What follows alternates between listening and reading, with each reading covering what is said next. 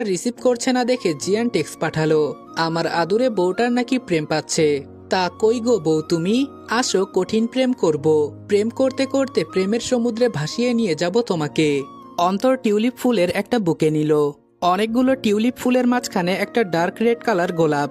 শ্যামলা চেহারার যুবকটি, 5 ফিট 11 ইঞ্চি লম্বা, কালো পাঞ্জাবি সাদা প্যান্ট, হাতে কালো ঘড়ি, চুলগুলো বাতাসে নড়ছে। অন্তর কাশি দিয়ে বলে, আমি কি আসতে লেট করে ফেললাম ম্যাডাম? সুন্দরী রমণীর পরনে লাল পাড় সাদা শাড়ি, হাতে লাল রঙের রেশমি চুড়ি, ঠোঁটে টুকটুকে লাল রঙের লিপস্টিক, চোখে কাজল, কপালে ছোট একটা লাল টিপ, খোপায় বেলি ফুলের গাজরা। আনমনে তাকিয়ে আছে মোবাইল ফোনের স্ক্রিনে। অন্তর খুব নার্ভাস, জীবনে প্রথমবার কোনো মেয়েকে প্রপোজ করবে। ধীর পায়ে এগিয়ে এসে রমণীর সামনে দাঁড়িয়ে চোখ বন্ধ করে বলে, আমি আপনাকে বিয়ে করতে চাই, সারা জীবন আপনার পাগলামি সহ্য করার অনুমতি চাই।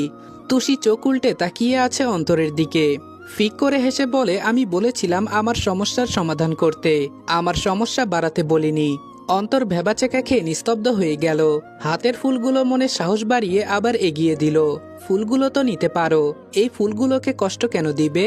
তুষি ফুলগুলো হাত বাড়িয়ে নিল। এরপর বলল, সারা শহর খুঁজে তারপর টিউলিপ এনেছেন, টিউলিপ ফুল আমার পছন্দ এজন্য? অন্তর বলল, তোমার জন্য এতটুকু তো করতেই পারি। তুষি বলল, আপনি জানেন আমাদের জীবনে একটা ঝড় আসতে চলেছে, আপনার বন্ধু যখন সবটা জানতে পারবে তখন কি হবে? অন্তর বলল, জাহিনের সাথে সত্যিই খুব খারাপ হয়েছে, কিন্তু সেসব ধরে তো বসে থাকা যায় না, মানুষ মাত্রই ভুল, আশা করি জাহিন বুঝবে। তুষি উঠে দাঁড়ালো, হাতে তুলে নিল টিউলিপ ফুলগুলো। অন্তরের দিকে তাকিয়ে বলে, আমার কি মনে হয় জানেন? অন্তর জিজ্ঞাসু দৃষ্টিতে তুষির দিকে তাকালো। তুষি বলল, আমার মনে হয় আমার কপালে এত সুখ নেই, ভালোবাসা পেতে ভাগ্য লাগে, আমার ভাগ্য এই দিক থেকে বড় ভাঙাচোরা, তবুও চেষ্টা করব আপনার ব্যাপারে ভাবতে, এখন আসি। অন্তর নিজের দিকে তাকিয়ে বলে, তোমার পিক তুলতে পারি? তুষি সুন্দর করে দাঁড়িয়ে বলে, ক্লিক করুন। অন্তর দ্রুত কয়েকটা পিক তুলে নিল। তুষি হেসে বলে, আপনি প্রয়োজনের চেয়ে একটু বেশি ভালো, এত ভালো মানুষের কপালে খারাপ মানুষ জোটে। তুষি চলে গেল। অন্তর সেভাবেই বসে থেকে তাকিয়ে রইল তুষির দিকে। অন্তর মনে মনে বলল, যা খারাপ আমার সাথে হয়েছে এর চেয়ে আর কি খারাপ হওয়া বাকি। জাহিন বাংলাদেশে এসেছে, অথচ এখনো কেউ জানে না তার মনে কি চলছে তা অনুমান করা বড় কঠিন। জাহিন ব্লু কালার পাঞ্জাবি সাদা প্যান্ট পরল, হাতে সিলভার কালারের ঘড়ি, চুলগুলো স্পাইক করা, শরীরে ব্র্যান্ডের দামি পারফিউম, অর্কিডের ঘ্রাণযুক্ত পারফিউম। এটা বিশেষ কোনো কাজ ছাড়া কখনো ব্যবহার করে না। জাহিন গুনগুন করে গান গাইছে। নয়না নিচে এসে দারোয়ানকে বলল, কাকা গেট খুলুন। দারোয়ান বলল, এত রাতে কোথায় যাচ্ছ মামনি, তাও একা একা? নয়না বলল, সামনের মাঠে, চিন্তা করতে হবে না, আপনাদের জামাই আছে সেখানে। গেট খুলতেই নয়না দৌড়ে বেরিয়ে গেল। রাস্তা পার হয়ে একটু সামনেই বিশাল বড় একটা মাঠ। নয়না মাঠের মাঝখানে দাঁড়িয়ে আছে, তার সামনে মোমবাতি জ্বলছে, মোমবাতির আগুনে জ্বলজ্বল করছে আই লাভ ইউ লেখাটা। তার ঠিক সামনেই নানা রঙের ফুল নিয়ে লাভ আঁকা, মাঝখানে হলুদ গোলাপ দিয়ে লেখা সুনয়না। নয়নার চোখের কোণে আনন্দের অশ্রু উকি দিচ্ছে। একটা মানুষ আর কতভাবে তাকে মুগ্ধ করবে। ইস, এত ভালোবাসা সত্যি আমার কপালে ছিল। নয়না দৃষ্টি ঘুরিয়ে আশেপাশে তাকালো, কাউকে দেখতে পেল না। নয়না ডাকলো, মিস্টার প্লেন ড্রাইভার, কোথায় আপনি? এই যে, শুনছেন?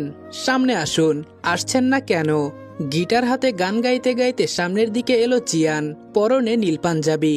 নয়নার মুখশ্রী জুড়ে আনন্দ ছড়িয়ে পড়ল। জিয়ান যত সামনে আসছিল নয়নার হৃৎস্পন্দন ততই বেড়ে যাচ্ছিল। জিয়ান নয়নার দিকে হাত বাড়িয়ে দিল। নয়না হাত গুটিয়ে নিয়ে সামান্য সরে দাঁড়ালো।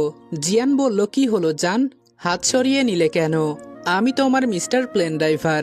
এটা বলেই নয়নার অনেকটা কাছে চলে এলো জাহিন। নয়না আরো দূরে সরে গেল। ঝাঁঝালো কণ্ঠে বলল, আপনার লজ্জা লাগে না নিজের আপন ভাইয়ের বউয়ের সাথে এসব করতে? আমি আপনার বড় ভাইয়ের বউ। জাহিন সামনে এগিয়ে এসে নয়নার মুখ চেপে ধরে বলল, তোর লজ্জা করে না এক ভাইয়ের সাথে প্রেম করে আরেক ভাইয়ের সাথে শুয়ে পড়তে? নয়না ঠাস করে জাহিনের গালে একটা চর মারল। রাগী কণ্ঠে বলল, আমি সব সহ্য করলেও নিজের চরিত্র নিয়ে আজে বাজে কথা সহ্য করব না। আমার জীবনে প্রথম ও শেষ পুরুষ আমার স্বামী, আপনার বড় ভাই। মৃত্যু পর্যন্ত এই একজনই থাকবে। নয়নার শাড়ির আঁচলে দাউ দাউ করে আগুন জ্বলছে। নয়নার সেদিকে ভ্রুক্ষেপ নেই। জাহিন হাত বাড়িয়ে আঁচল ধরতে চাইলে নয়না সরে দাঁড়ালো। জাহিন বলল, ভালোবাসার হিসেব পরে হবে, এখন শাড়ির আঁচল ফেলে দাও। নয়না স্থির দৃষ্টিতে জাহিনের দিকে তাকিয়ে বলল, মরে যাব, তবুও আপনার সামনে শাড়ির আঁচল সরাবো না। আমার স্বামীর আমানত আমি নষ্ট করব না। জাহিন বলল, পাগল হয়েছো? আমার সাথে কিসের এত অভিমান?